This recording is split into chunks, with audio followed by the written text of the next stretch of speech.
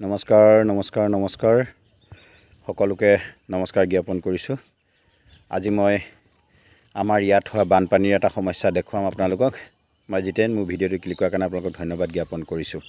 আপোনালোকে ভিডিঅ'টো সম্পূৰ্ণকৈ চাই থাকিব, তেতিয়াহে আপোনালোকে গম পাব যে আজি ৰাস্তাত কেনেকুৱা পৰিস্থিতি। মই সকলো দেখাম, আপোনালোকে চাই থাকিব। ভিডিঅ'টো সম্পূৰ্ণ চোৱাৰ আৰম্ভণিতে মই আপোনালোকক এটা কথা অনুৰোধ জনাইছোঁ, আপোনালোকে ভিডিঅ'টো শ্বেয়াৰ কৰি ল'ব আৰু ভিডিঅ'টো ইমান শ্বেয়াৰ কৰক আৰু সুন্দৰ এটা কমেণ্ট কৰি ল'ব। তাৰপিছত আপোনালোকে ভিডিঅ'টো সম্পূৰ্ণকৈ চাব যে মই মোৰ অৱস্থা আৰু আমাৰ এই গাঁৱৰ অৱস্থাৰ কথা আপোনালোকে চাই ল'ব। আৰু আপোনালোকক মই এটা কথা প্ৰতিশ্ৰুতি দিছোঁ, আপোনালোকে যিমানে শ্বেয়াৰ কৰিব, যিমানে কমেণ্ট কৰিব, সকলো শ্বেয়াৰ আৰু কমেণ্টক মই আপোনালোকক শ্ৰদ্ধা ভক্তি জনাই আপোনালোকৰ নামত মই এটা ভিডিঅ' বনাই আপোনালোকলৈ শ্বেয়াৰ কৰিম। মানে যিমানে শ্বেয়াৰ কৰিব, যিমানে কমেণ্ট কৰিব, প্লিজ আপোনালোকে ভিডিঅ'টো শ্বেয়াৰ কৰি ল'ব। আজি বহুত পানী হ'ল। এয়া ৰাস্তাত আৰম্ভ। মই বিদ্যালয়লৈ আহি আছোঁ, এয়া ৰাস্তাত আৰম্ভ। দেখিছেনে গোটেই পানী এয়া। আৰু এয়া মই বৰ্তমান ৰাস্তাত যাবৰ কাৰণে ৰৈ আছোঁ। এয়া কিমান পানী দেখিছেনে? আজি বহুত পানী হৈ গ'ল। আপোনালোকক মই দেখাই গৈ থাকিম বাৰু কিমান পানী হৈছে। তাত পানী, মই পানীত নামি নামি গৈ থাকিব লাগিব। এনেদৰেই প্ৰায় আধা কিলোমিটাৰমান ৰাস্তা গৈ থাকিব লাগিব, এনেদৰে পানীত নামি নামি। এয়া আপোনালোকে শব্দ শুনিছে আৰু ইয়াত নাও আছে, দেখিছেনে? গোটেই ৰাস্তাত পানী। মই দেখাই গৈ থাকিম দেই, আপোনালোকে চাই থাকিব। এয়া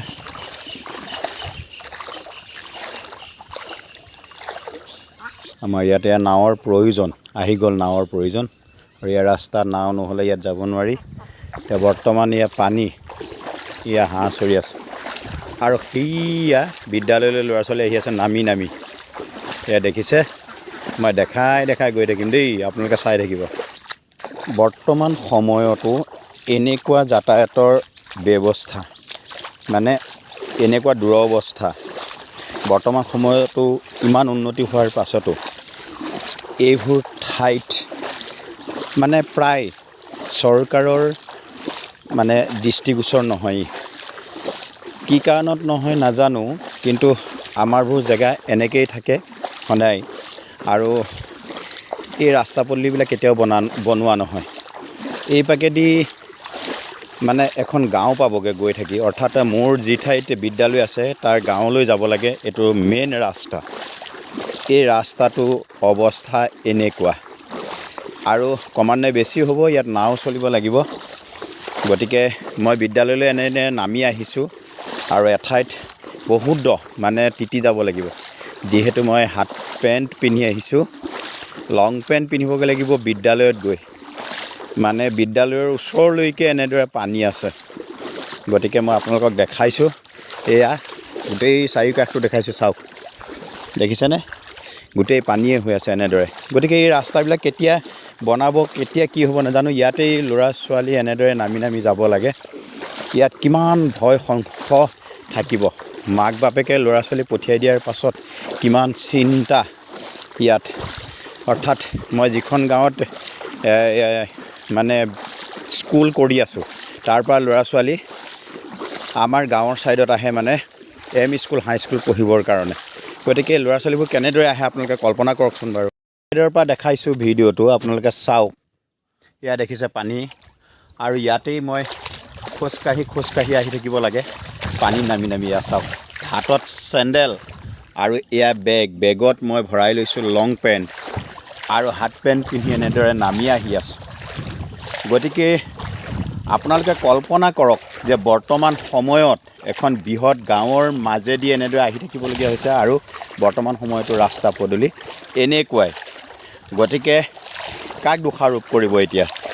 যদি আমি চৰকাৰক কওঁ, তেতিয়াহ'লে চৰকাৰে হয়তো আমি কোৱাৰ কাৰণে বেয়া পাব পাৰে, কিন্তু আমাৰ সমস্যাৰ কথা কৈছোঁ। আমি কেনেকুৱা সমস্যাত আছোঁ চাওক। এইডোখৰতেই দ, মই এতিয়া তিতি যাব লাগিব। গতিকে মই এইকণ দেখালোঁ। এয়া ভিডিঅ'টো কৰিব নোৱাৰিম, যিহেতু মই মোবাইলটো পৰি গ'লে বৰ ডাঙৰ কথা হ'ব। সেইকাৰণে মই এইকণ দেখালোঁ। আপোনালোকে দেখিছে নিশ্চয়, আৰু পাছলৈ চাই থাকিব আপোনালোকে। আপোনালোকক দেখাইছোঁ সেইখন গাঁও, দেখিছেনে? এইখন ট্ৰাইবেল গাঁও। গতিকে এখন গাঁৱৰ এইটো মাজেদি এটা ৰাস্তা, আপোনালোকে ইয়াৰ কাৰেণ্ট দেখিছে নিশ্চয়, ইলেক্ট্ৰিকৰ পোষ্ট। গতিকে এইটো ৰাস্তাইদি এনেদৰে নামি নামি গৈ থাকিব লাগে সকলো মানুহ। ইয়াত নাও বা কিবা এতিয়া নচলে, এইকাৰণে নচলে মানে ঠাইতে বাম ঠাইতে দ, ইয়াত নাও নচলে। গতিকে এইটো ৰাস্তা আপোনালোকে কিমান দূৰলৈকে দেখিছেনে পানী, আপোনালোকে চাই থাকিব দেই। এইকণ ঠাই বহুত দ, গতিকে মই কেনেকৈ যাম বুলি মোৰে এজন দাদাই নাও এখন লৈ আহিছে মোক পাৰ কৰিবৰ কাৰণে। চাওক এইকণ ঠাইত দ, গতিকে নাৱতে উঠোঁ আৰু এখেতসকলে এনেদৰে নাৱতে অহা যোৱা কৰি জীৱন নিৰ্বাহ কৰিব লাগে। খেতি বাতি ধান এইভাগেই চপাব লাগে। একেবাৰে ইয়াতে নৰা গেলি গৈছেগৈ পানীত। আৰু কি কৰিব, অৱস্থা এনেকুৱাই। আমাৰ মানুহৰ দিন এনেকৈয়ে যাব। মই 1977তে জন্ম, আৰু জন্মৰ পৰা এতিয়ালৈকে এনেকুৱা অৱস্থাই দেখি আছোঁ। এনেকুৱা পানী আৰু এনেকুৱা ৰাস্তা। কোনো দিন কেতিয়াও ঊৰ্ধ্বতম কৰ্তৃপক্ষক কৈ কেতিয়াও এই ৰাস্তা পদূলি কাম কৰিব পৰা নাই। ক'বলৈ যোৱাকেইটাও বেয়া, আৰু বেছিকৈ কৈ থাকিলে কি হয়, বিৰোধী বুলি কয়। সেইকাৰণে আমি আচলতে এইবিলাকত মান মাতিবলৈ অসুবিধা পাওঁ। কিন্তু আমি শিক্ষিত মানুহ হিচাপে যদি দুআষাৰ ক'বলৈ যাওঁ, বহুতে বেয়া পায় বা ইয়াকে নিন্দা ককৰ্থনা সমালোচনা ইত্যাদিবিলাক কৰে। তথাপিও এই ভিডিঅ'ৰ মাজেদি দেখাইছোঁ, আপোনালোকে শ্বেয়াৰ কৰি দিব যাতে ঊৰ্ধ্বতম কৰ্তৃপক্ষই যাতে এই সমস্যাবিলাক দেখা পায়। গাঁৱৰ মানুহে জানে গাঁৱৰ পৰিস্থিতি বা গাঁৱৰ অৱস্থাৰ কথা। গতিকে এনেকুৱা ঠাইতেই আমাৰ গাঁৱৰ মানুহে বসবাস কৰি আছে আৰু ইয়াতে অহা যোৱা কৰিব লাগে। গতিকে এনেকুৱা ঠাইত থাকি চিন্তা ভাৱনা কৰা ব্যক্তিৰ কথা এচিত বহি আলোচনা কৰা মানুহে বুজি পাবনে বাৰু ইয়াৰ দুৰৱস্থাৰ কথা?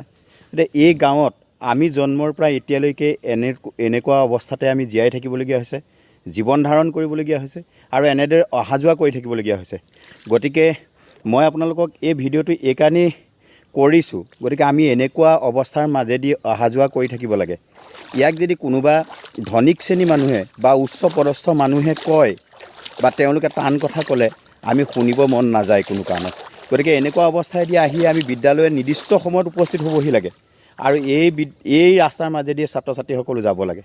গতিকে আপোনালোকে ভিডিঅ'টো চাই কেনে পালে বাৰু আপোনালোকে কমেণ্ট কৰিব, আৰু প্লিজ আপোনালোকে ভিডিঅ'টো যিমান পাৰে শ্বেয়াৰ কৰি দিব যাতে উচ্চ পদস্থ বিষয়াসকলেও পায়। আৰু এনেকুৱা অৱস্থাত এনেকুৱা ঠাইতো যে মানুহে জীৱন ধাৰণ কৰি আছে বৰ্তমান 21শ শতিকাটো, আপোনালোকে শ্বেয়াৰ কৰি দিব প্লিজ। যিমান পাৰে সিমান শ্বেয়াৰ কৰি দিবচোন। আপোনালোকে শ্বেয়াৰ কৰিলে জানিম যে আপোনালোকে এনেকুৱা অৱস্থাৰ কথা অন্ততঃ অনুভৱ কৰে বুলি। ধন্যবাদ। জয় আই অসম।